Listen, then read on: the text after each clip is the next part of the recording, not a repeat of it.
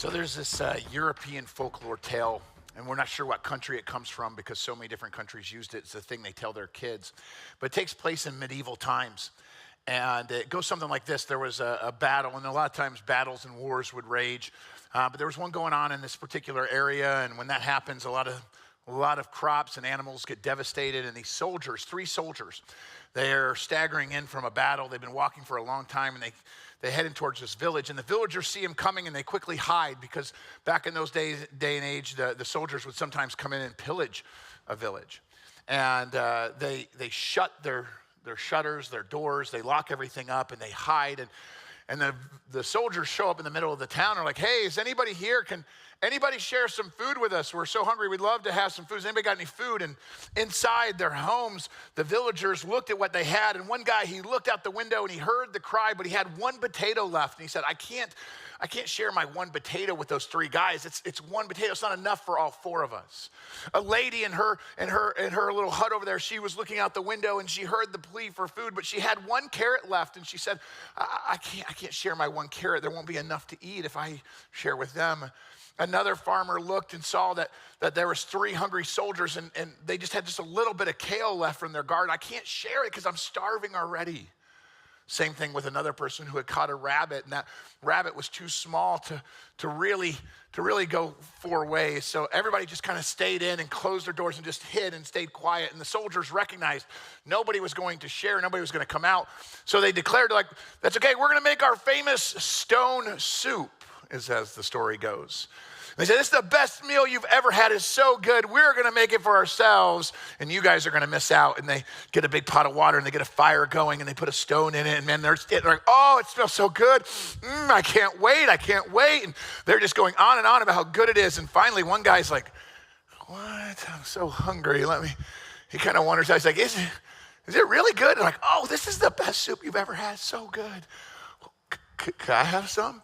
No, you can't have any. You haven't contributed anything to it.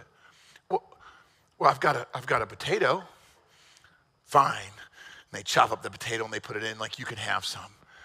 Soon another guy comes out or another lady comes out and they're like, what's going on? Like, oh, it smells so good. It's going to be so good.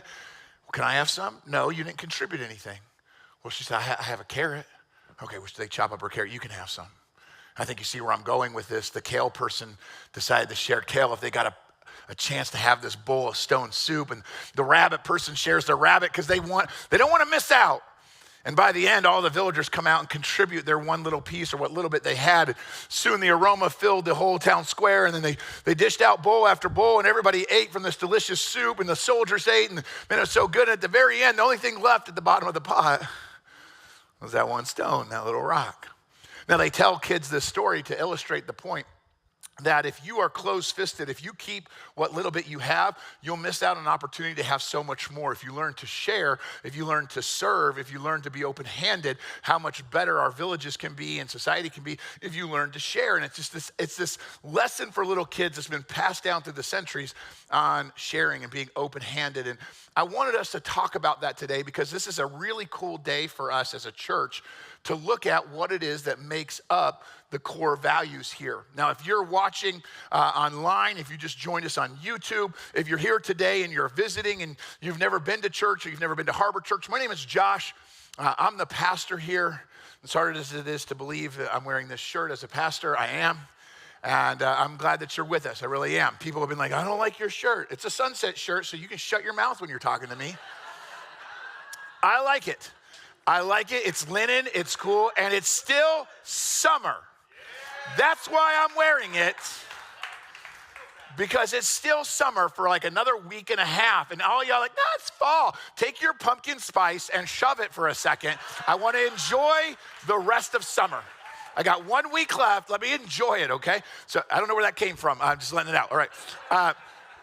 We're here and we're talking about this week, we're talking about some of the core values that make up our church. Now, the reason I wanted to do this and the reason I feel that God put it on my heart for us to talk about this for the next couple of weeks is that as much as Kaylee and I were well-meaning, like when God called us to start Harbor.Church 8 years ago, Kaylee and I just prayed, God, would you man, would you let us have a church that's different? Would you let us make an impact? How do we reach Cape Codders? How do we reach New Englanders? How do we reach New England with the gospel? We wanted to be a different kind of church, a church that would be necessary, a church that God would bless. And so we prayed, what would that look like?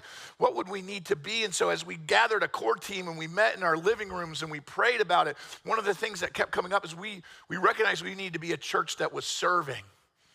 And when you watch that bumper video, if you saw the bumper video, one of the core values came up. It says we're serving, and underneath it says we want to be known for what we give, not what we take. We got that by taking surveys, and we talked to one of the people going, hey, what do you think about churches in your area? And what do you think about churches on Cape Cod? What do you think? Would you want one? And then this one person said, well, there was a church in my neighborhood for centuries.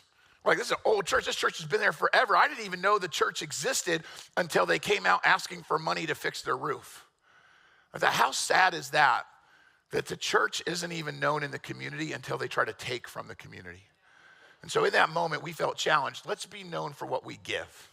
Let's have the community know us for being open-handed. My pastor, Sean Sears, who pastors Grace Church up in Avon in the Stoughton area and has a bunch of campuses now, when I was getting ready to plant Harbor, he said, Josh, if you're going to plant a church, make sure it's a church that's serving. Make sure it's a church that has that kind of impact. He goes, here should be your mission. God forbid that there come a day when you have to close the doors of Harbor.Church. But if that day ever comes, the people in your community should miss you. Not the people who come to Harbor, but the people who don't come to Harbor. The people who don't even believe in God, they should be so impacted by those of us that do, that they're like, man, I miss those guys. They were good for our community. That church was a blessing. Most people don't feel that way about churches because I don't think most churches are serving. And yet this is something that God has called us to do. God has commanded us to do it. Jesus embodied it. Jesus, he modeled it for us in a very, very practical and beautiful way. This is Jesus talking to his disciples in Matthew chapter 20, verse 25. Jesus calls his boys together and he says, guys, you know how the rulers in this world lord it over the people and the officials, and they flaunt their authority over all those who are under them? Let me modernize it. Jesus goes, hey guys, you know how like in culture today, everybody's obsessed with being the boss, with getting more? You know how like everybody cares so much more about the people that are under them, how many followers on social media they've got, how many titles behind their name they've got, how many toys they can buy. You know how that is, and he's asking them a question like I'm asking you now, and all he was looking for was like a head nod or like I'm awake. We'll get there, 9 a.m. All right.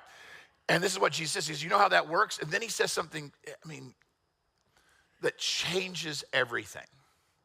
And I write this verse on every stage. We have it in Hyannis, we have it here in Mashpee. Every building we get, I want to put this reference somewhere in our building because I think it's so important for us as people who are trying to follow after Jesus to remember. Verse 26, he says, that's how they are, but with you, it's got to be different. With you, if you're going to be a follower of mine, you can't be like the world. You have to have a different mindset. You have to have a different attitude. He says, with you, it must be different. Other versions say, not so with you, not so. Like the way the world acts is not the way you act. Whoever wants to be a leader among you must be a servant. And whoever wants to be first among you must first become a slave. Wow. That's some heavy language. And Jesus goes, and that's what I'm modeling for you. Jesus says, even the Son of Man, talking about himself, even Jesus came not to be served, but to serve others to the point that he would give his life as a ransom for many. See, if the Son of God and the King of Kings, who speaks the galaxies into existence, humbles himself to wrap himself in flesh and live on this little ball, this little speck of dust in the galaxy, and then becomes an even smaller speck of dust on that called humankind or humanity, and he wraps himself in flesh, and Jesus lowers himself from that cosmic level, that supernatural level, that all-inspiring, all-divine level, and he lowers himself to becoming a man. You would think he would at least show up on earth and be like, you all worship me. I am now emperor of the world. And that's not what Jesus does. He leaves heaven, he comes to earth, and it says shortly after he actually teaches this, as he gets down on his hands and knees, and he washes the feet of his disciples. That humble act demonstrating that he was willing to serve. And he says, now that's how you're supposed to be. We don't do that. We aren't thinking about how to serve other people. We aren't thinking about what we're supposed to do. And this is where we're missing the mission that God has called us to be. If you're called a Christian, the definition of Christian means little Christ or small Christ-like. You're called to be an ambassador, a picture of Jesus to everybody. My prayer for you as your pastor is that when you walk out those doors in a few minutes, you look more like Jesus than when you walked in a few minutes ago. That should be our goal. God, let me look more like Jesus tomorrow than I did yesterday. I just want to be more Christ-like. Here's the thing. You're never more like Christ than when you're serving others. This is a picture of who Jesus is, and this is how Jesus operated day in and day out. He served so much. He humbly served. He was always looking for a way to bless. Why are you so adamant about it? Because that's not how we are. That's not how we do it. We don't actually bless like Jesus blessed. That's what we're called to do, but we struggle with it. See, some of you are like, I'll be Jesus. I'll be Jesus to my family. I'll tell those pagan heathens what's up. I'll be Jesus at work. I'll give them what for and tell them all the things they're doing wrong. I will gladly be Jesus. You want to be the mouthpiece of Jesus, and you were called to be the hands and feet of Jesus.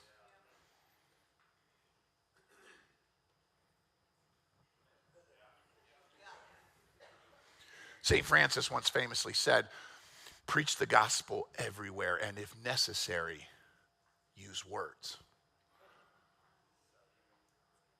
We are supposed to be known by our actions, and we really want to talk the talk, but we don't like to walk the walk. And the walk we are supposed to walk is, how can I serve you? Now, this is a struggle for us because this goes opposite of how we are naturally. This is what the Bible says in Galatians chapter 5, verse 13. You have been called to freedom. I got freedom in Christ. I can do whatever I want, Pastor Josh. You're right. God says he set you free. You have freedom. But he says this, you've been called to live in freedom, brothers and sisters, but don't use your freedom to satisfy your sinful nature. Use your freedom to what? To serve one another. This right here. Don't use your freedom to satisfy your sinful nature. What is that? It's talking about the fact that we all have innately in us a thing called selfishness. You were born with it. You didn't have to be taught it. Some of you learned from masters, but you didn't have to be taught. Have you ever noticed you don't have to take a little baby and be like, now come here, Junior. I want you to be selfish with all of your toys. And you take them from other kids and you grab them. No, you don't have to tell a kid that. They just innately do it. They're like, mine. Where do they get that from? That is a part of your sin nature. You are naturally selfish. You are naturally a taker. The world we live in, here's what you need to understand. The world we live in, the culture that's around us, the other kids on the bus, the co-workers at the water taker, the bubbler, the people in our family, the neighbors, everybody around us, they are born with a sin nature, including ourselves. And people who don't have Jesus, they only have one thing to resort to, which is, then I have to be the God of my life.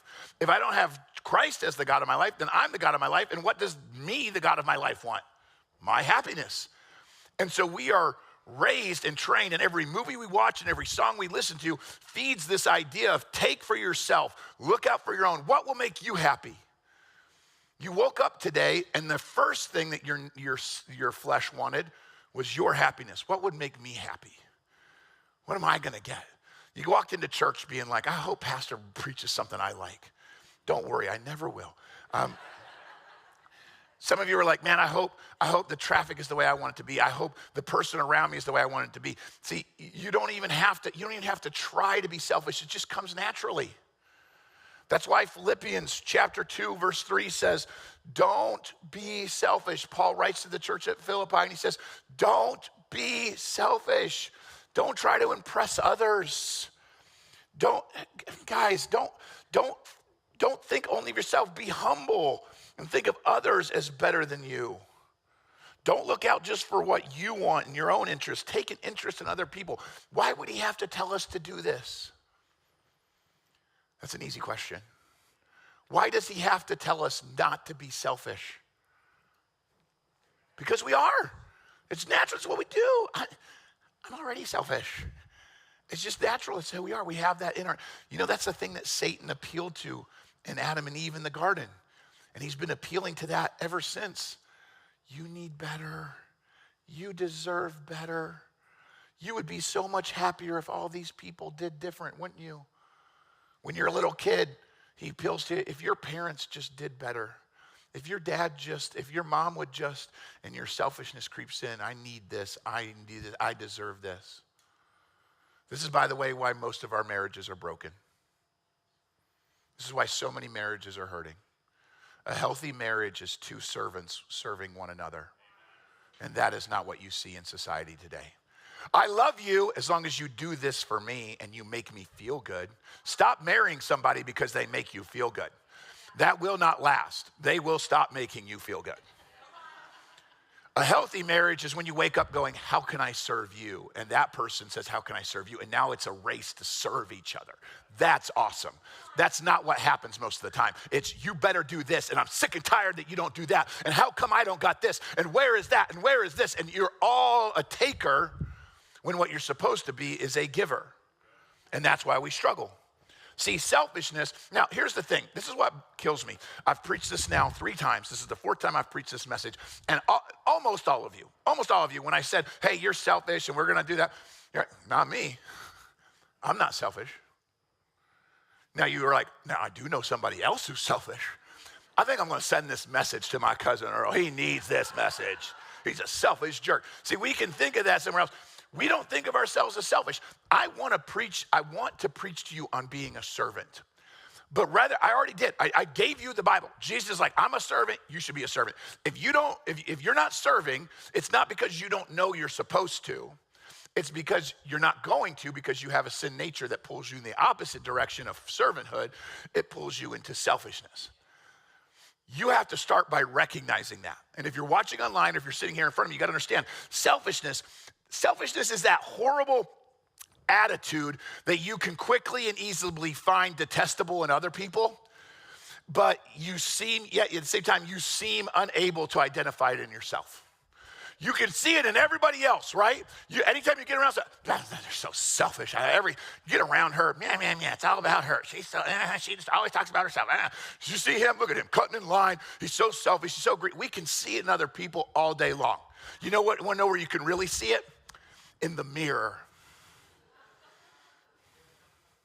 I never, Pastor Josh. I know. I struggle with it too. Here's why I don't compare myself to you or other people, because I can find somebody that's more selfish than me, and that makes me feel good. I'm supposed to compare myself to Jesus. And now I realize, I kind of suck. Okay, I'm pretty bad at this. See, here's some things that I realized about selfishness. Selfishness notices what's an inconvenience for you, and makes you oblivious to what would bless other people.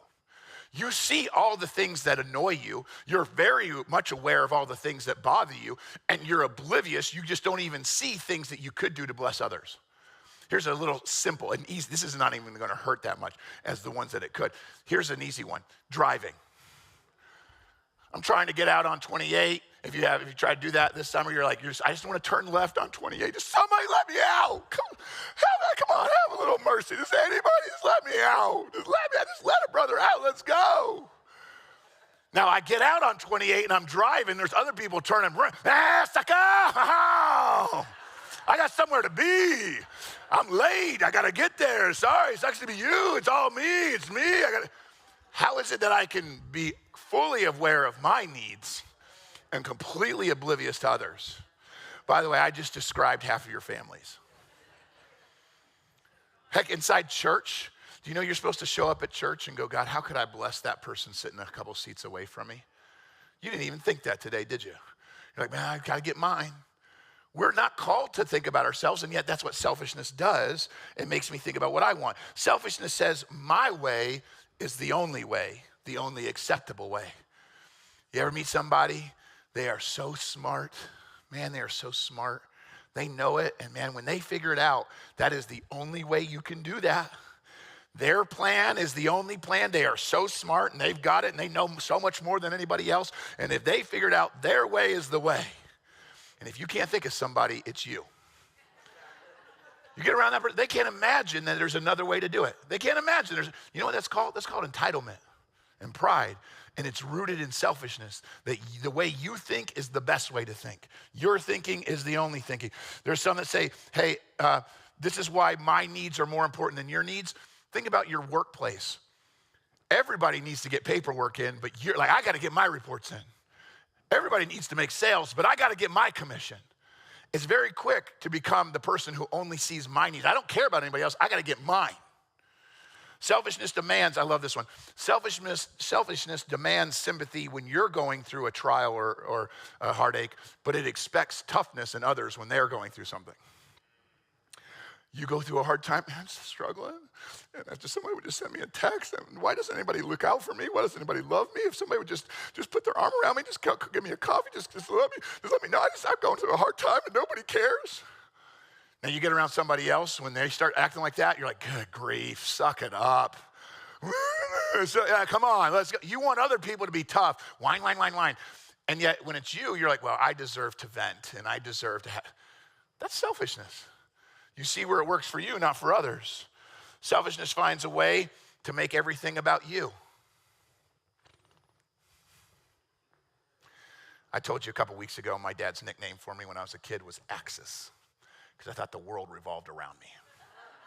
So calm down, Axis, is not about you. See, that's what selfishness and narcissism does, is it makes you think that everything is somehow connected to you and that you're at the center of everything. I don't do that. I bet you even do it at church. You know, one of the dumbest things I hear is this. I didn't really like worship today. Didn't like the worship music today. Oh, you didn't like? I don't like that song. Didn't like the worship music today. Did you ever stop to think, we're not worshiping you?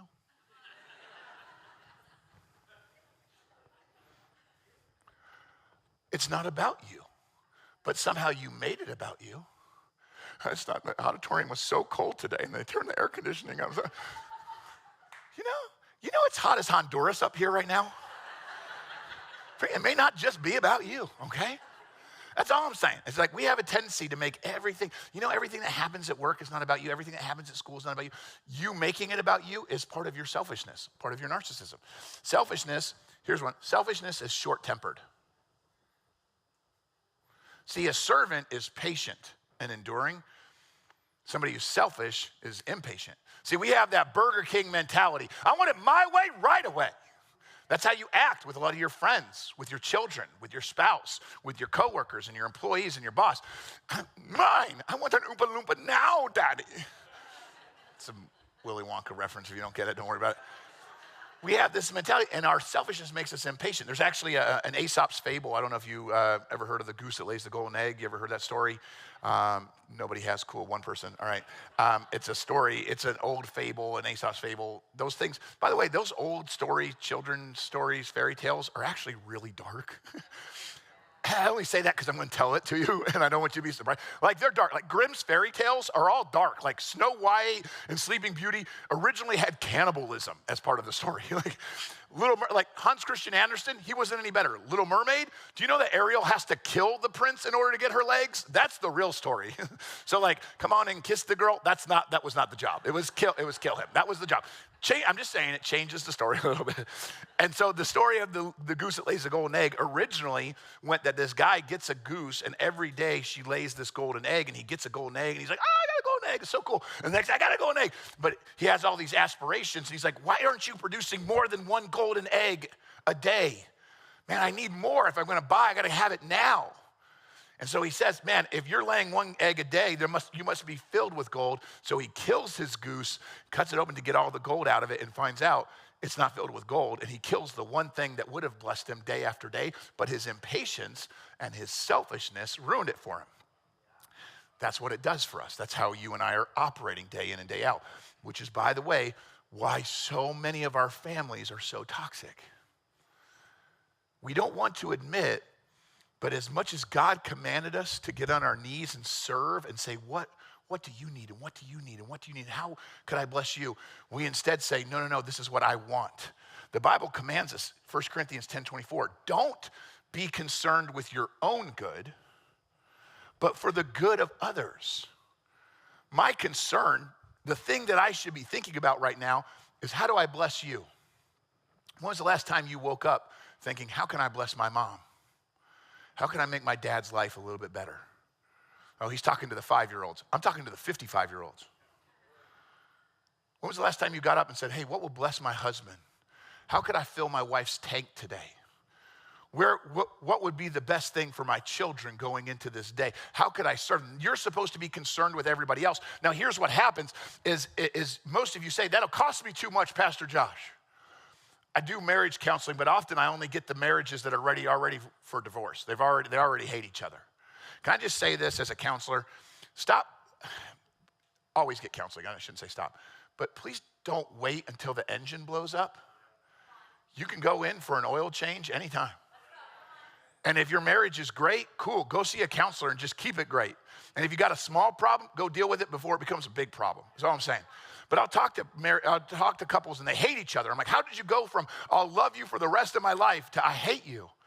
Well, because I started serving myself and you started serving yourself, and now I don't trust you and you don't trust me, and I don't think you want my best, and I definitely don't want your best because you're not going to hurt me. And so we become guarded. And when my advice is like, you got to start serving them, no way. See, we don't serve people, one, because we don't think they deserve it.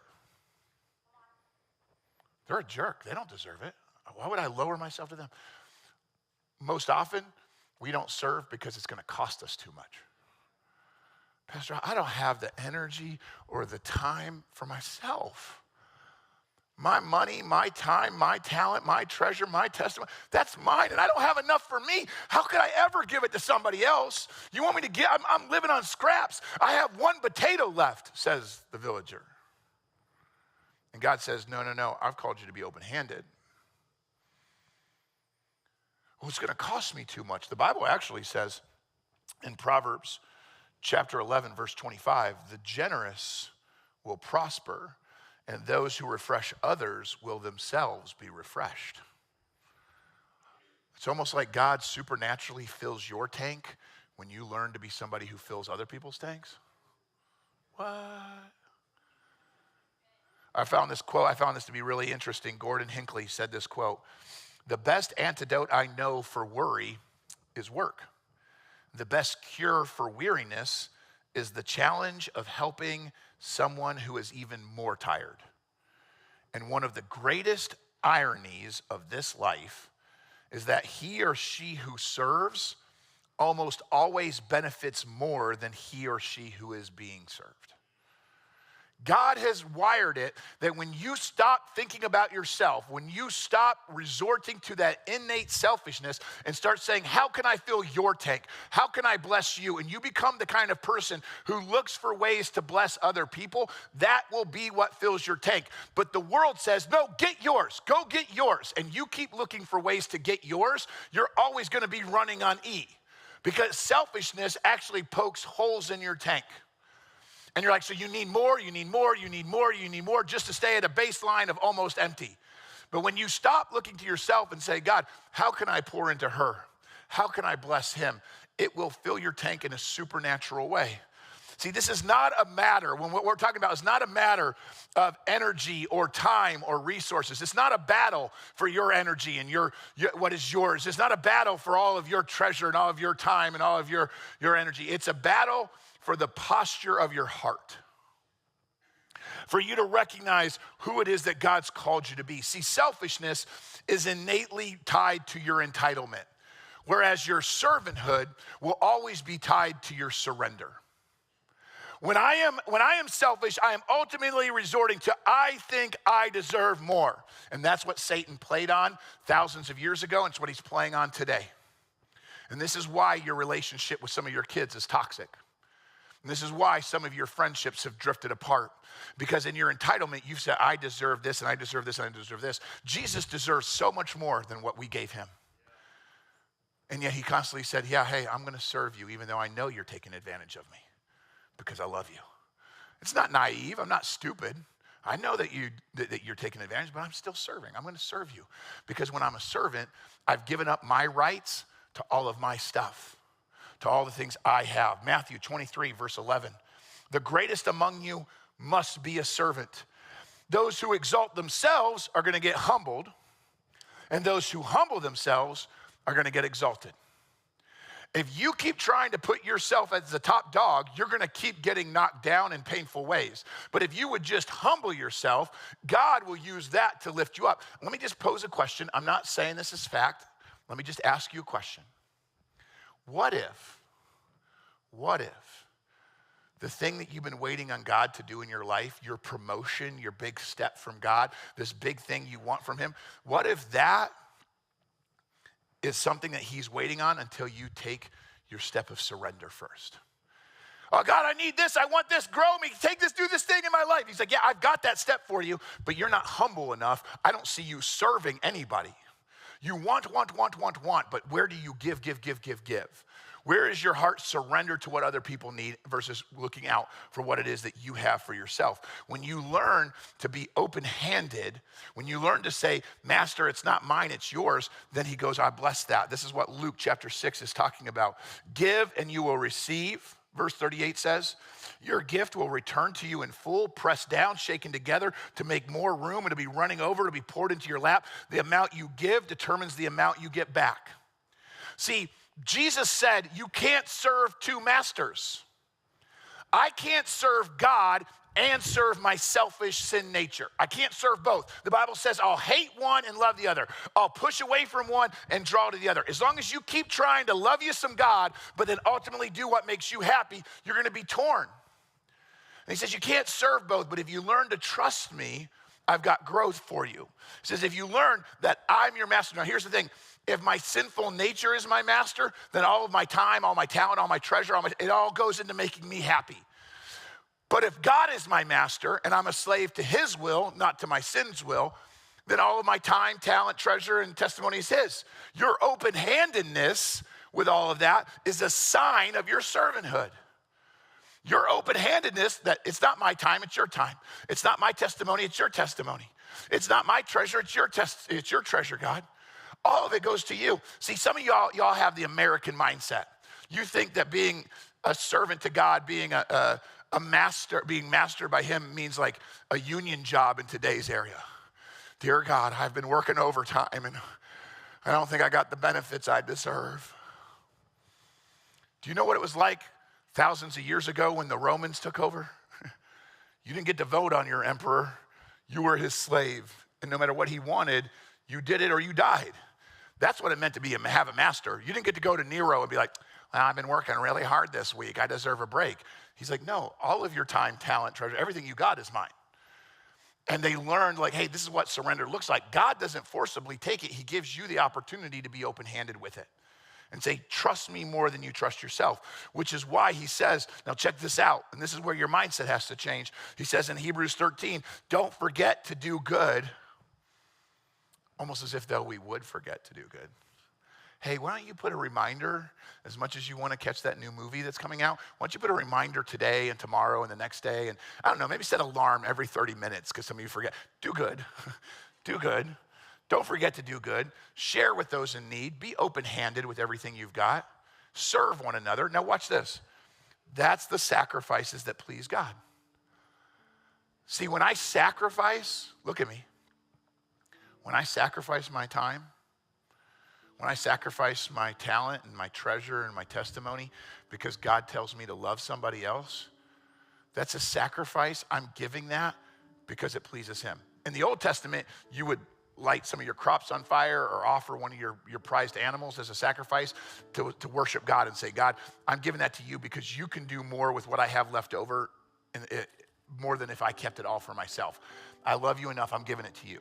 You get a chance to do the same thing today by saying, God, if you called me to love that person, I'm excited that I get to do that. Winter's coming. I hate to admit that. Winter's coming. Do you know that you get to go shovel your neighbor's driveway? It was quiet. You get to do that. Oh, my neighbor's the worst. Yeah. Jesus loves them. And he called you to be the hands and feet of Jesus, not the mouthpiece. So go show them Jesus. You get to do that. I'm afraid that some of you heard today's message and you think I'm talking about a checklist of stuff you have to do. I'm not. Sacrifice is something you get to do. And when you recognize that you get to be used by God, serving other people doesn't become a job. Here's the truth. I don't have much talent. I really don't. What little bit of talent I try to give God, and if he wants to use that in preaching, then man, to his glory. But if I consider what I'm doing today a job, I'm going to start resenting you. I'm just being honest with you. This is not my job. This is my calling. I don't work on Sundays. People are like, oh, you got to preach 5 times. You must be so tired. I feel so bad for you. Don't feel bad for you. I get to preach. I have to answer your emails. That sucks. But I get to preach, and that's fun. And it's because it's not work. This is not work. This is the way that God's called me to serve you. But he's called all of us to serve one another. That's why he says in 1 Peter chapter 4, verse 10, God has given each one of you a gift from his variety of spiritual gifts. Use them well to serve one another. Not use them to make yourself happy. That's what the world is doing. Use that crazy mind that God gave you, the way you talk, the way you process, the way you think, the way you interact. Use that uniqueness that God gave you to bless people in a way that only you can bless them. Then you'll start to find fulfillment. Then your spiritual tank will start to get filled because you're using the thing that God gave you for the purpose that God gave you, and that's where you get that fulfillment. The world keeps telling you, use it for yourself. I promise you, I don't care how old you are, how young you are, you have a gifting from God, and you can use that right now to start blessing other people. And when you do that, you'll start leaning into how it is that God's created you. You get to do that. I'm only on this stage because years and years and years and years and years ago, somebody said, hey, there's an opportunity to teach 5-year-olds. They don't listen very well, which has prepared me perfectly to be a pastor. But I started teaching 5-year-olds. And God said, hey, see, I've created you with a plan. This is how I want you to keep going. And it changed the trajectory of my life because I started serving instead of being selfish. I had to start stepping into what it is that God's called me to do. And I think if you start stepping into the fact that God has designed you to serve. Now, it may not look like the way I serve. It doesn't have to look like anybody else because you're unique. But if you serve, then you start to tap into what it is that God created you to do, and you start to look more like Jesus than anything else. So that's my challenge, that it wouldn't just be that Harbor.Church is a church that serves. No. Harbor.Church needs to be filled with people that go out into their communities that Monday through Saturday are serving. We have opportunities for you to join ministry teams here on a Sunday or on a Thursday night because it starts to unlock your serving potential in hopes that you learn to be open-handed all the times that you're not at church. That's the goal, is that you have that kind of mindset. So that's my prayer for you. If you would, just join me in praying right now. Let's go to God and just ask him to do a transformation in our heart. Just bow your head and close your eyes for just a quick minute. If you're watching at home or if you're listening on the podcast, if you have the opportunity to just close your eyes and have a conversation with God, then right now in this moment, would you just ask him, Lord, what do you have for me? How could I do a better job of serving? Lord, how might I serve you more? God, is there somebody in my life that right now I should be more concerned with their happiness than with my own? Lord, put somebody on my heart. Maybe he's already poked your heart about somebody that you can fill their tank. And don't worry about your own. Let God worry about you. Start saying, God, let me bless somebody else. And if you're in here or if you're under the sound of my voice and you would say, I don't understand all of this serving. I don't understand all of this being used by God. Maybe it's because you've never embraced the God who served you. The God who left heaven and loved you so much, served you in a way that you've never been served before. He sacrificially laid down his life to take your sin. Maybe today you just need to acknowledge that you've been the God of your life, you've been the master of your life, and today you need to make the most important decision you could ever make. It'll be the decision that changes your eternity when you invite Jesus Christ to be your Lord and Savior. If today you're willing to admit, if you've never before said this, then right now in your heart, in a conversation between you and God, just simply say, God, I'm sorry. I can't save myself. I can't fix me. I can't take away my sin. But today I'm choosing to believe that you can. I'm putting my faith in you. God, today I'm moving out of the driver's seat and I want to invite you, Jesus, to be my Lord, to call the shots. I need a different God of my life. I can't do it, but I believe you can. Jesus, save me. You don't have to say those exact words, but if that would be your heart today, then not only do I believe that the Bible tells us that God will take away every sin you've ever committed, he'll give you a clean start, but he'll also give you a home in heaven one day when you die. And that's how you can know you have eternity with him, is if today, right now, you put your faith in Jesus. Wherever you're at and whatever you need to pray, I'll pray out loud, you pray quietly. Let's go before God. Dear Heavenly Father, Lord God, thank you for loving us. Thank you for saving us. Thank you for giving us an opportunity to be saved by you. God, thank you for serving us even when we don't even acknowledge you. You served us and you loved us and you gave yourself for us. Thank you for modeling true servanthood. Lord, help us today to be the servants that you've called us to be. Help us today to love those around us the way you love them. God, let us love our neighbors. Let us love our family members. Let us love our friends, our coworkers, our classmates. God, let us love the people the way you loved them. And Lord, supernaturally work through that, not just to fill our tanks, but more importantly, to draw people to salvation. God, we thank you and we praise you. It's in your name that we ask all of this.